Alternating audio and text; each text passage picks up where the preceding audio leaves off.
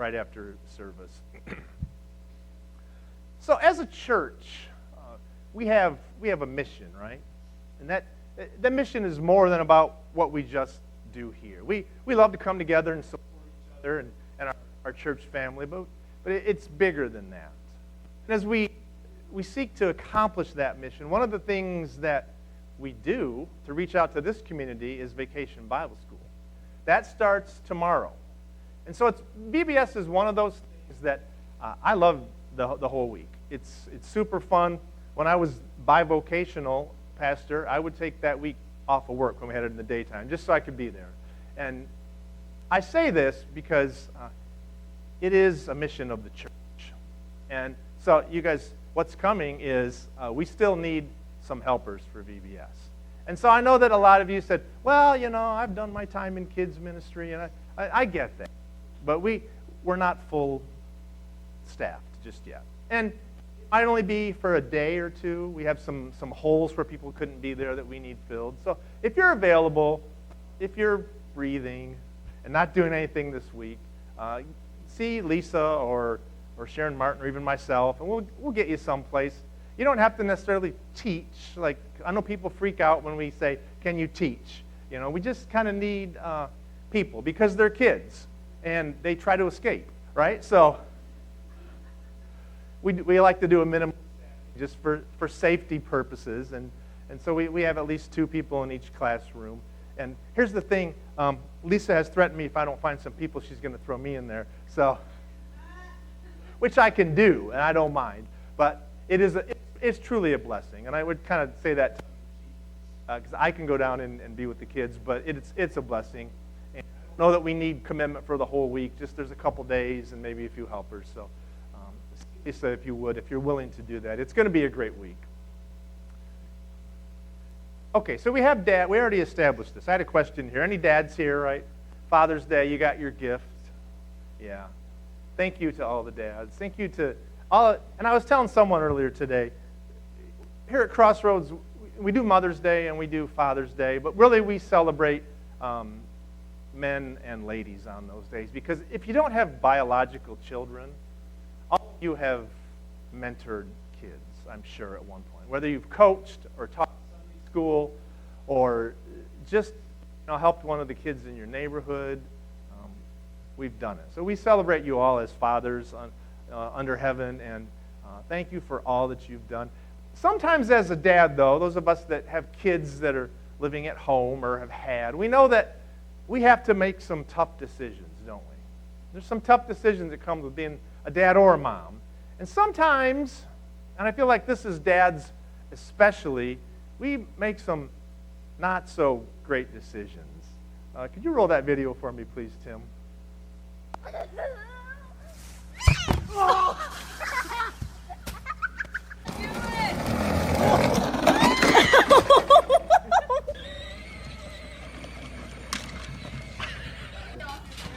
Oh no.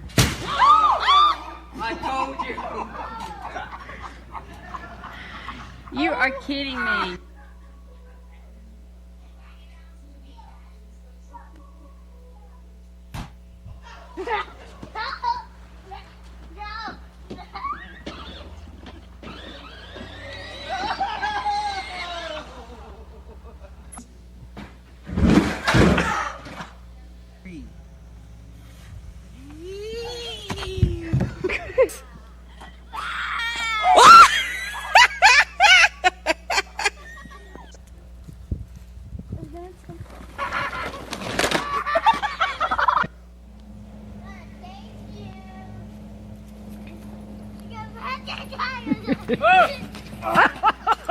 Oh!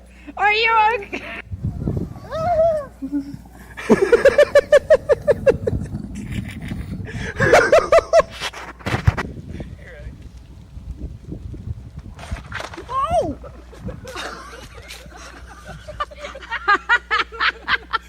That didn't go like I planned.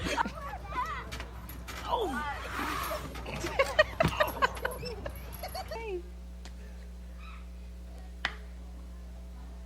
Not easy, huh? Want Dad to break it? Dad, break it?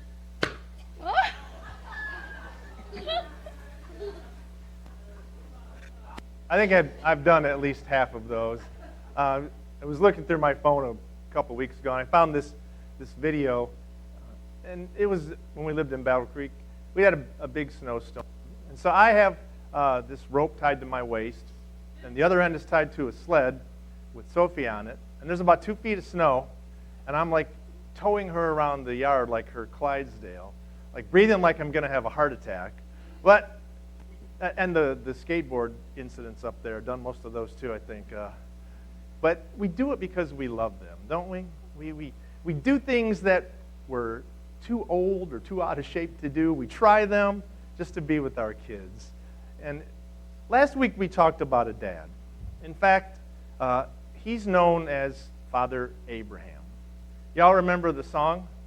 All right, here's what we're going to do today. Stand up with me. If you want to. And I was going to have Cheryl come up and do this, but I'll just do it. Here we go. Father Abraham had many sons, and many sons had Father Abraham. I am one of them, and so are you. So and here's where it gets fun. Right arm, left arm, Father Abraham had many sons. Many sons had Father Abraham. I am one of them. For you. So let's just praise the Lord. Right foot, left foot. They have right. All right, settle. Woo! Oh, I just sang on camera with the microphone on. So if you're visiting today, I'm sorry about that. You're going to go home and be like, I went to this church and they did like this religious hokey pokey thing. I'm not sure what was happening. Well, we talked about Father Abraham last week, and I wasn't going to necessarily go here today with this sermon, but the Holy Spirit brought it out, and I think it's appropriate. So last week we talked about Abraham. He started with no children. We remember this? And he was kind of whining and kind of complaining about it, and God made him a promise, right? And that promise was that his descendants were going to be numerous as the stars in the sky. And so he goes back home to his wife, Sarah, and it wasn't happening, and it wasn't happening. And if you remember, they made their own plan, a different plan that was not God's plan. And so they had their first son, actually. They didn't have it. Abraham took Hagar as a second wife. They had a son. God kept his promise to Abraham and Sarah and carried out his plan, and they had a son.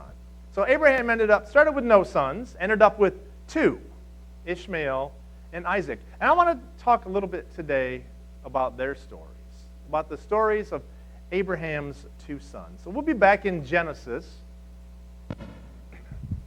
That's the first one on the inside cover. We'll start in chapter 21 today. In verse 8, and I'm reading from the New Living Translation this morning, it says, when Isaac grew up and was about to be weaned, Abraham prepared a huge feast to celebrate the occasion. But Sarah saw Ishmael, the son of Abraham, and her Egyptian servant Hagar, making fun of her son Isaac. So she turned to Abraham and demanded, get rid of that slave woman and her son. He is not going to share the inheritance with my son, Isaac. I won't have it. Now, if you remember, as a side note, whose idea was this whole marriage with Hagar?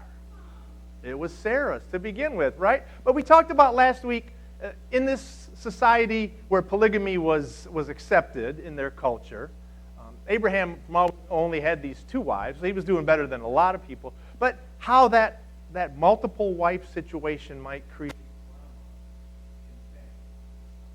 Lose me? I tried a different microphone today because we were having problems with the other one. We'll see if we can. I got to stay out of that one spot maybe. But the drama of having these 2 wives, and that got multiplied here when you add children from each one of those wives. Let's continue in verse 11. So Sarah, anyway, she said, get rid of him. That's not my son. He's got to go. Verse 11, this upset Abraham very much because Ishmael was his son. But God told Abraham, do not be upset over the boy and your servant. Do whatever Sarah tells you, for Isaac is the son through whom your descendants will be counted. but I will also make a nation of the descendants of Hagar's son, because he is your son too. And so last week also, if you remember, I told you every good story has points of conflict. And we see our first point of conflict here. Abraham loves his son Ishmael. All right? Sarah not so fond of him.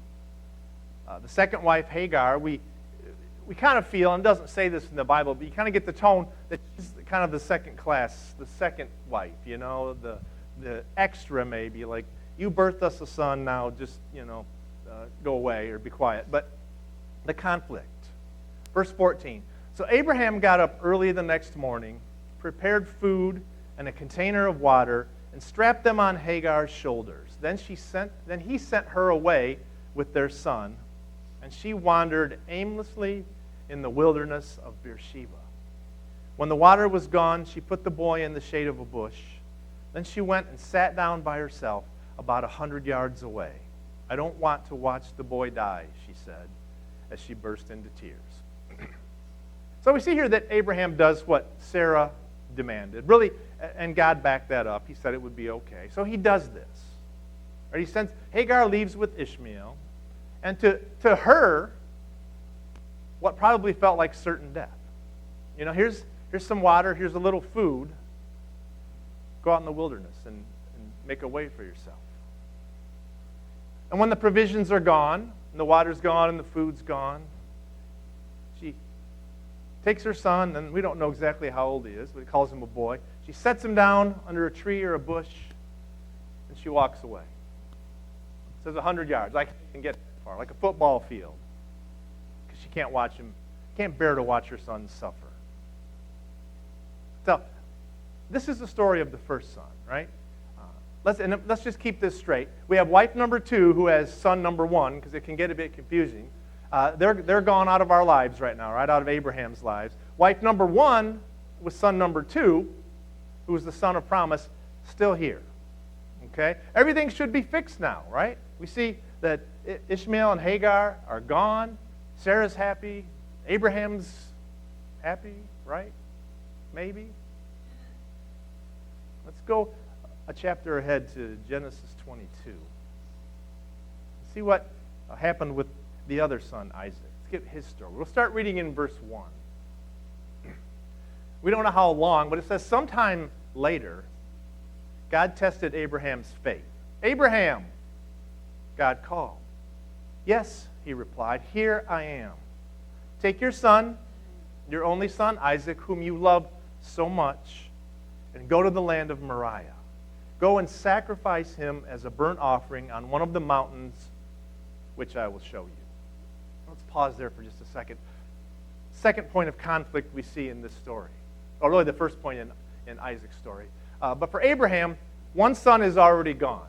Right? And we don't know what happened at this point to Ishmael. Right?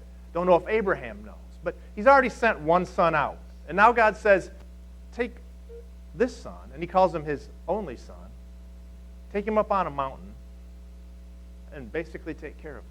Kill him. Sacrifice him. Verse 3. The next morning, Abraham got up early.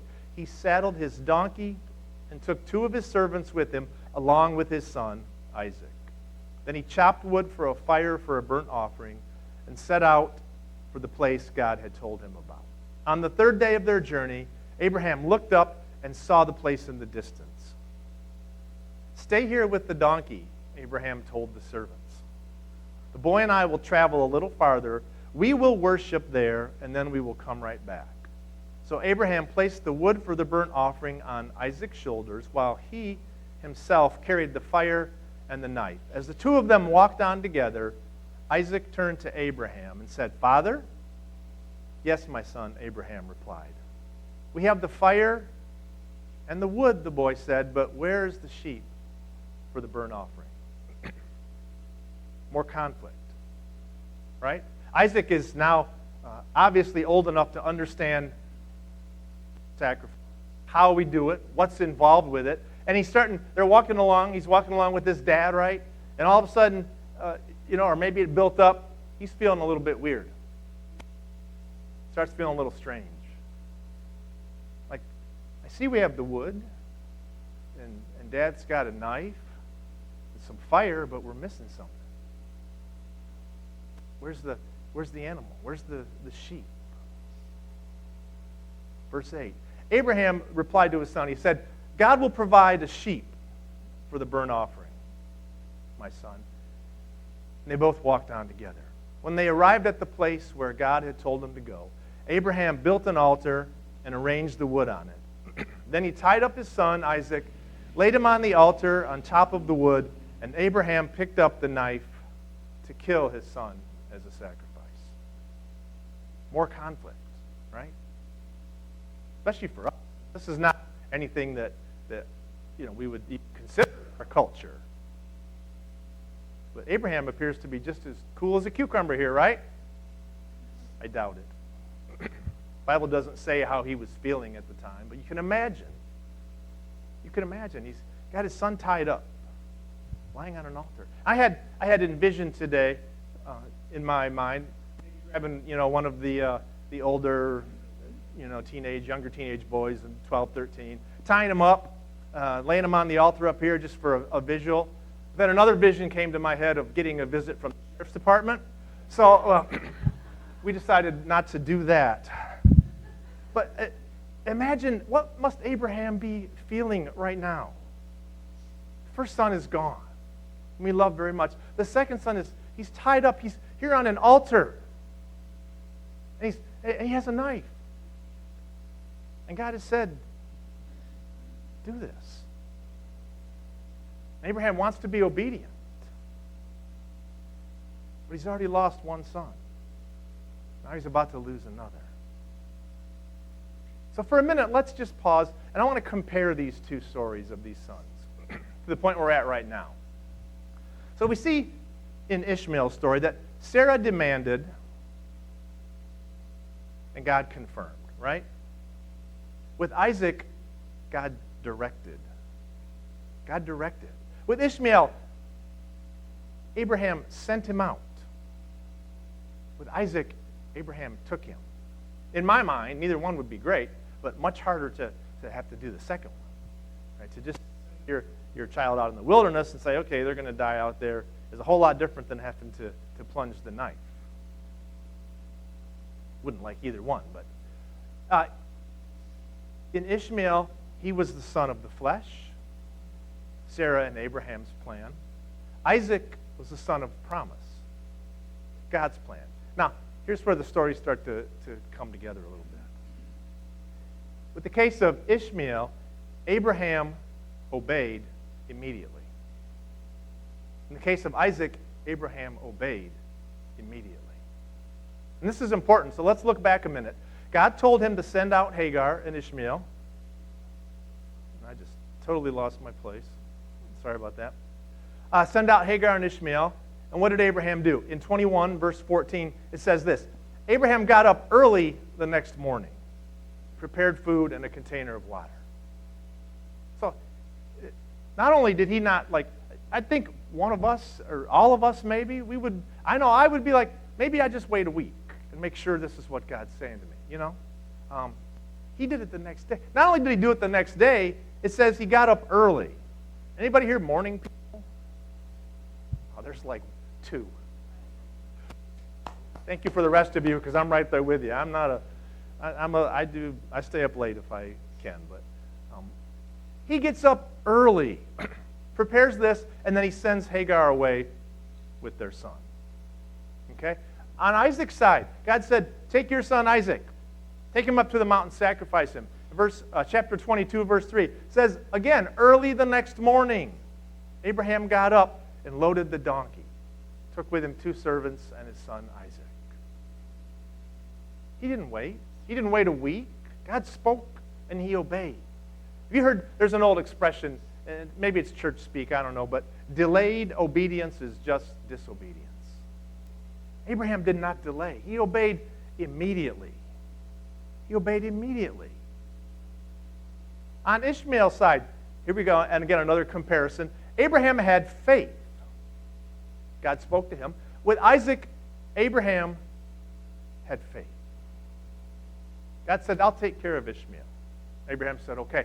Many scholars, Bible scholars, think, and we don't know this for sure, but when they talk about Abraham, like, what was he thinking? Where was his mind? Many of them think that he was actually prepared to kill Isaac and he was trusting God to bring him back to life. That's what a lot of... So, again, I can't confirm that. The only person that knows that for sure is Abraham. We can ask him when we meet him. But he took the boy to the mountain. Either way you look at this, okay? He has two sons, basically two dead sons walking. One, sent out into the wilderness. Dangerous, no food, no water. Yet, along with his obedience, Abraham's faith never wavered. His faith never wavered. And I say, oh, to have the faith of Abraham, right? But remember, if you were here with us last week, he didn't always have that faith. That developed over time, and as his relationship with God grew, so did the faith. So if we want to have the faith like Abraham, that relationship with God. Because the closer you get to God, the more you trust him. Same, you can compare it to your marriage or a relationship, maybe a best friend. The closer you get with a person, you begin to trust them. You begin to know that what they tell you is not going to mislead you or send you into some dangerous or deceptive situation. We hope not, anyway.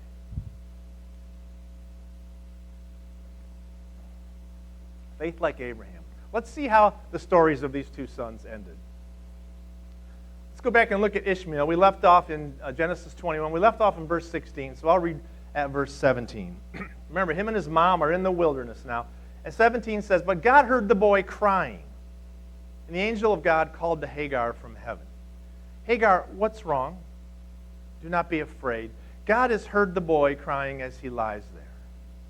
Go to him and comfort him, for I will make a great nation from his descendants.'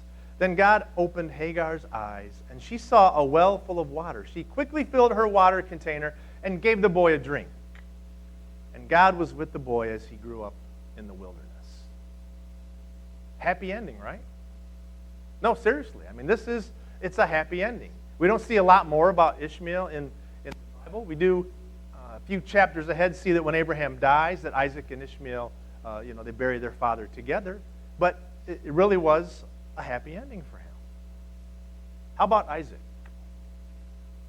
Remember, we left Abraham. He has him tied up. He's on the altar. He's surrounded by the wood. And Abraham is there with the knife. And I can imagine his hand is shaking. And he may be crying. And Isaac's probably crying and pleading, "Daddy, no." 22 verse 11. It says, "At that moment, the angel of the Lord called to him from heaven, 'Abraham, Abraham.'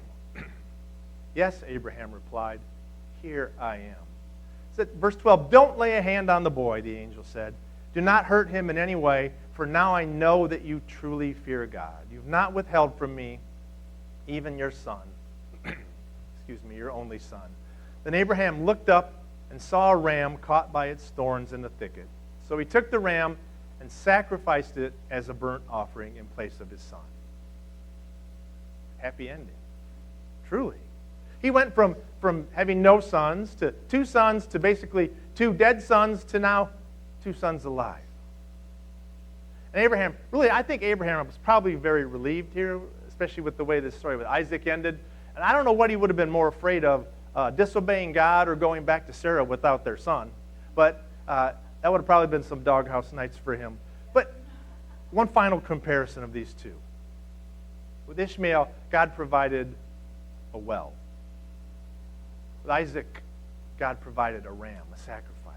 And here's the key to this. God provided.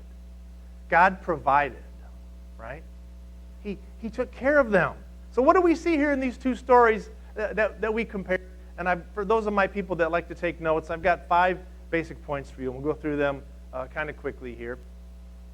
Number 1, God's purpose sometimes takes us down painful paths.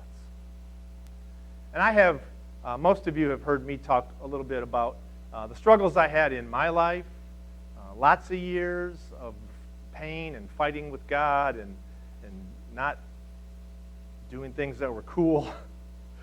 I look back now. I went through a lot of things, and I wasn't like laying in the gutter or homeless, but there was pain. I had pain in my life, and I didn't respond to it right. But I look back on each one of those things, and I see how they contributed to getting me to where I am now. Like one door would close, and it would push me into another circumstance, and in that circumstance, maybe I would meet a person that would introduce me to another person that would encourage me to go back to church or back to school or whatever it was. All of these things that at the time were so negative. It's God leading me. It's God leading. And there are people in the Bible. You remember Moses went through some stuff. David, Samson, our friend Jeremiah, he's called the weeping prophet. He was crying all the time. They all endured these hardships and the suffering along the path that God was leading them. And I know that there are some of you with us today that are in these spots. And it's hard. It's hard to understand when we have trials and hardships and heartache in this life. God doesn't ever say that you have to like it. In fact, I would worry about you if you did. What he does say, though, is to trust him and ask him to use it. That's a very difficult prayer sometimes. When you're down and feel like you're about as low as you can go, to look up and say, God, I hate this, but use it for your purposes. Second thing this morning, God knows our needs even when we give up. We read about Hagar. She gave up. She took her son and she set him under a tree or a bush. She walked away and waited for him to die. But I love the word. It says, God heard the boys crying. He heard Ishmael cry. He heard Isaac ask about the sacrifice. Where's the animal, Father? Where's the sheep? God heard Isaac. He saw the fear as he was tied up on that altar. Probably the tears. He heard him. Even he hears us when we give up. When we feel like we can't do anymore. And we all have those days. I have those days sometimes. And I had one of those days this last week. And I was just, God, I don't have anything left for this. And, really should be doing this at the very beginning. But I said, it's just all you. Show me where to go, what to do. My ideas are gone. My strength feels like it's gone. God knows. And the cool thing is, here's your third point, our deliverance is always near if we trust God. It's always near. Right? Abraham and Sarah, remember last week, pre-children. They didn't trust God. In fact, they laughed at him. They laughed at God's plan. Bad idea, by the way. And then they made their own plan. Another bad idea. Now, I think we see, as we read today, and we're some years past, Abraham has at least matured a little bit since last week. God said, send Ishmael out to the wilderness. He said, take Isaac. Offer him as a sacrifice. Slaughter him. Burn his body. Abraham trusted in both cases.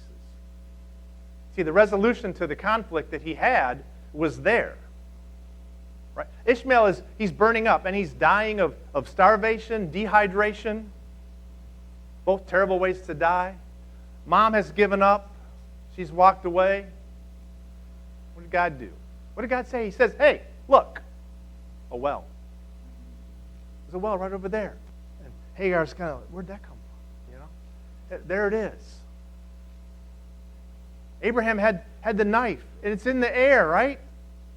And again, I'm sure he's shaking, and he probably paused at the top. God says, Abraham, hold up. Look over there. There's a ram. Grab that instead. Conflict is resolved, right? And listen, children of God, resolution is always with us. If we're walking with God, we're carrying that around. Now, understand that resolution comes in God's time. It doesn't always come in the way or the time frame that we think it should. But our deliverance is always close by. Here's probably the biggest one for today. Number 4, faith is about letting go. Faith is about letting go. Imagine again what Abraham was feeling. 2 sons. Send your first one in the wilderness. That's not bad enough. Take your second and just on the mountain and kill him. How would we respond to that? I would probably run screaming and pretend that the conversation never occurred. Do that thing that the kids do. La, la, la, la, la, la, listening, not listening. And this is his son, his babies. And some of us, not in these exact same circumstances, but some of us have been there. We've been there. I heard Claudia's testimony this morning. Some of us have had to watch children walk away. Walk away from what we taught them. Walk away from the beliefs that we shared with them growing up. Some of you have lost children to death. Illness or some other tragedy. My heart breaks for all of you. But maybe we flip that just for a minute. And I know that some of you in faith have had to watch children walk away, but also saw them return. Amen? That was your pastor. Walked away, and it took me a minute. So that's just an encouragement for you, parents. You keep teaching. You keep rolling the Proverbs out. Raise up a child the way they should go. All right? Put that foundation in there. Sunday school teachers, junior church workers, youth group leaders. Build that foundation. Build that foundation. But they come back. Maybe some of you have had a child that's been ill. But the doctor said, this doesn't look good. You've seen God bring them back from the edge of death. You praised him for that. Sometimes, as I said earlier, we have to just let go and let God. And lastly this morning, God's promises survive every trial. We see Ishmael again dying in the wilderness. God provided. He told Abraham he would. Isaac lying on the altar, the son of promise, the one God said, I'm going to make your descendants as numerous as the stars. Isaac's looking up at this knife blade. It's about to end him. God provided the way he said he would. Ishmael fathered a great nation. Isaac carried out the covenant. The nation of Israel came from his line, from Abraham to Isaac to Jacob. You see, family, God's promises held true in the wilderness and on the mountain. And they're true for us wherever we go. All that we do. All right, let me finish this up. Praise team, you can come on back up. Abraham started with doubt. If you were here last week, we talked about he and his wife, they laughed at God. God had this idea. This is more than an idea. He had a plan. He made them a promise. And they laughed at him, and then they concocted their own plan. A plan that was aside from what God wanted. And they end up with these 2 sons. And the first gets sent into the wilderness to die. And the second gets taken to a mountaintop.